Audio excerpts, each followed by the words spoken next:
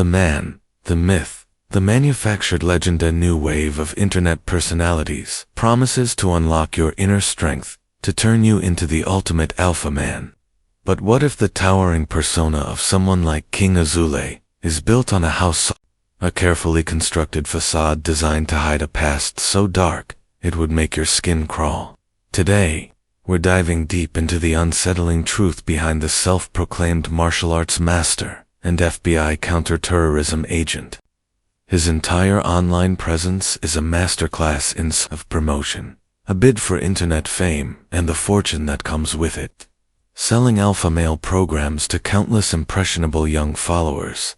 But beneath the polished veneer of viral clips and confident pronouncements, a different, far more disturbing narrative lurks, living a Hollywood fantasy. It turns out that King Azoulay's elaborate life story isn't just a stretch of the truth.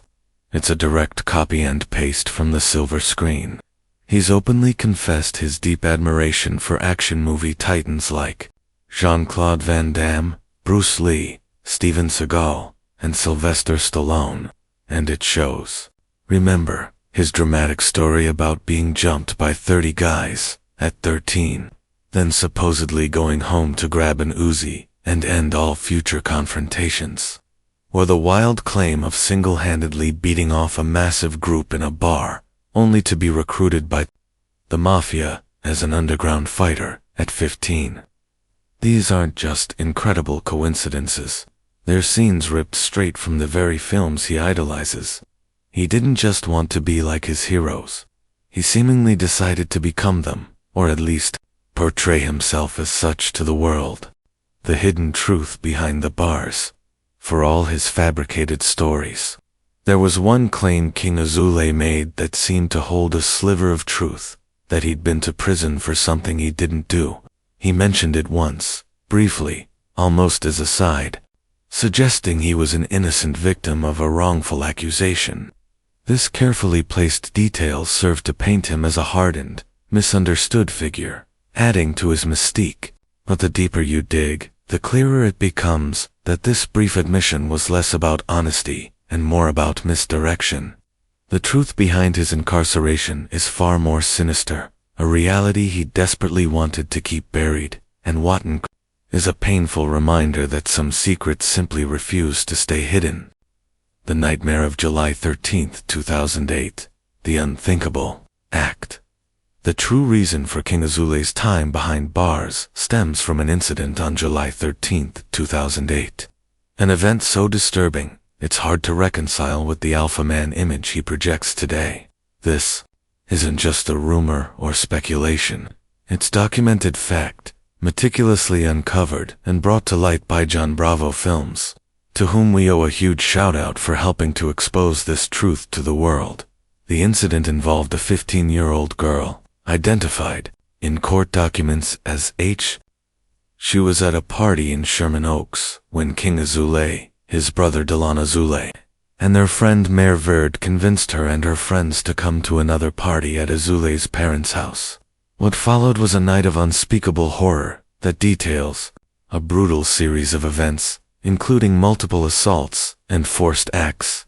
The documents detail how H, while highly intoxicated, was repeatedly and forcibly assaulted by at least 3 of the defendants. She was dragged into a bedroom, stripped of her clothes, and subjected to a horrific ordeal. Other individuals allegedly watched, doing nothing to intervene. Worse still, each time she tried to escape, she was pulled back into the room, enduring further torment. This wasn't a consensual encounter. It was a sustained and violent assault that left a young girl's life forever scarred. Also, men, when they wanted a woman, they went to her father and said, hey, I'd like to ask for your daughter's hand. And they promised to stay with the woman and they gave her the world. And now you men just want to have fun and, take some girl's virginity and be done with her within a week. If I found a woman that's a virgin, I'm going to marry her before even sleeping with her. My problem is that there was too many idiot men out there that played too many women, and these women, they just want to find love. They're being hopelessly romantic because a woman wants, but I found out that people really understand things better when they get a fist to their face. They just act different. So everybody started respecting me. And I continued with my martial arts skills. I went into all types of martial arts, from Kung Fu to Muay Thai to kickboxing to Krav Maga. And I left Taekwondo. It wasn't for me, because anytime I would spar and I'd kick somebody a little bit too hard, I'd get in trouble. And I wanted to test my limit. Ground fights was amazing for me because I fought people that were much older than me. I was 16 years old, but I was making about $2,000 to $3,000 a fight. So I started doing underground fights at about the age of 15. The way it started, I was at a hookah bar, and there was a group of guys, and I used to look at people to see if they're looking at me. I thought everybody was against me. So I got into it with some of these guys, and I ended up beating the fuck out of 6 of them. They were all older than me. A guy pulls out a gun and tells me to stop. I look at him and I say, shoot me. That was the time my mom got cancer. I wanted to die. He goes, I'm not gonna shoot you, what's your name? And I said, what the fuck are you to ask me my name? I said, shoot me. He said, no. I want you to be one of us. And we got in a conversation, and when he found out I was 15, he was shocked. I'm not gonna mention his name. And I started doing underground fights. And after that, I found myself. I started doing carpet cleaning. And then I went back to doing some fights because I needed the money. After that, I got arrested. And I got arrested for something that they said that I did, and I didn't do it. And when I got out all clean after I spent a little bit of time in jail, I said, I'm not. Justice served, but at what cost? Following the horrific events of that night, Ben Azoulay, Dylan Azoulay, and Mayor Verd were arrested and interviewed by the police. The legal system did, to some extent, hold them accountable. Ben Azoulay was prosecuted as an adult and admitted his guilt in open court. He was convicted on the charge of violating Penal Code Section 288, which pertains to lewd acts with a minor. His brother, Dylan Azoulay, was charged as a minor and also admitted his guilt, leading to a conviction in a juvenile proceeding for violating Penal Code Section 261, the rape of an intoxicated or unconscious person.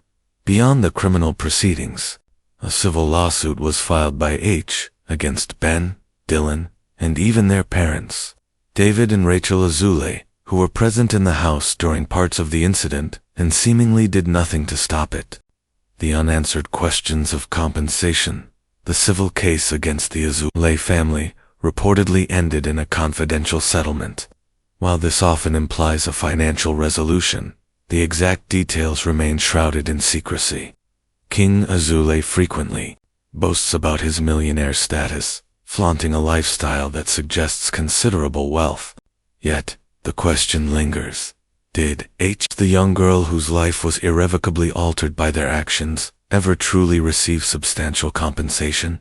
Given Azoulay's documented track record of legal entanglements and a laundry list of open and closed cases in Los Angeles County, it's unclear if any judgment against him has been fully honored. The trauma inflicted upon H at just 15 years old, a virgin, would undoubtedly impact her for the rest of her life, raising uncomfortable questions about whether true justice was ever served. The unavoidable reckoning.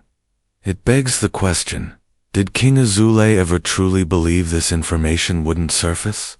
Did he think his carefully constructed world of internet fame and alpha man teachings could exist indefinitely without his past being exposed? Perhaps he underestimated the persistent nature of truth, or perhaps he simply didn't care. A truly strong individual, a real man, as he claims to be, might have confronted his past, taken responsibility, and perhaps even dedicated his life to making amends or advocating for victims. That would have been a story of redemption, a path to genuine influence. Instead, he chose to bury the truth, to lie about his life, and to perpetuate a dangerous illusion. Now, with this information out in the open, the true test of his alpha persona begins. How will he deal with the unavoidable reckoning of his actions? The internet has democratized fame, allowing anyone to build an audience and a brand. But with that power comes a profound responsibility. The story of King Azoulay is a stark reminder that behind the curated images and captivating narratives, there often lie untold truths. It forces us to question the authenticity of the personas we consume, and to remember that true character is built not on fabricated stories, but on accountability, integrity, and genuine respect for others. What does this exposure reveal about the future of online influence, and who can truly be trusted to guide the next generation? If you found this deep dive into hidden truths and the unmasking of online personas insightful, make sure to hit that subscribe button and turn on notifications. We're constantly uncovering the real stories behind the headlines, so you won't want to miss what we expose next.